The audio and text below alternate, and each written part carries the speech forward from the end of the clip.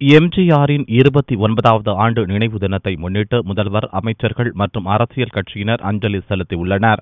அதிமுக நிறுவனரும் முன்னாள் முதல்வருமான எம்ஜிஆரின் 29வது நினைவு தினத்தை ஒட்டி மெரினாவில் உள்ள அவரது நினைவிடத்தில் அதிமுக சார்பில் அஞ்சலி செலுத்தப்பட்டது. முதல்வர் ஓ. பன்னீர்செல்வம் காலை 10:30 மணி அளவில் எம்ஜிஆர் நினைவிடத்துக்கு வந்தார். நினைவிடத்தில் மலர் வளையம் வைத்து அஞ்சலி செலுத்தினார்.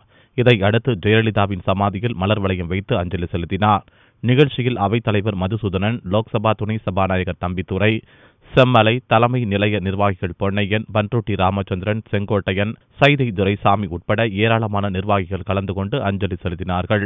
வைகோ, டி. ராஜேந்தர், சசிகலா நடராஜன் உட்பட பல்வேறு அமைப்பினரும் அஞ்சலி செலுத்தினர். எம்ஜிஆர் அவருடைய நினைவிடத்திலும் என்னுடைய உண்மையான லட்சியமுள்ள இந்த மரியாதை லட்சிய திராவிட முன்னேற்ற கழகத்தின் அன்பு தம்பிமார்களோடு இன்றைக்கு செலுத்திவிட்டு அம்மையாருடைய நினைவிடத்திலும் எங்களுடைய மரியாதைக்குரிய அஞ்சலியை செலுத்திவிட்டு நிச்சயம் தமிழ்நாட்டிலே இருக்கக்கூடிய வெற்றிடத்திலே நிச்சயமாக பிறக்கக்கூடிய 2017 லட்சிய திராவிட முன்னேற்ற கழகம் லட்சியத்தோடு நின்று போராடும் பேரறிஞர் அண்ணா அவர்களுடைய கொள்கையை தாங்கி பிடித்த புரட்சி தலைவர் எம்ஜிஆர் அவர்களுடைய கொள்கையையும் அவருடைய எண்ணங்களை தாங்கி பிடித்த அம்மையாரின் எண்ணத்துக்கு ஏற்ப லட்சிய திராவிட முன்னேற்ற கழகம் குரல் கொடுக்கும்.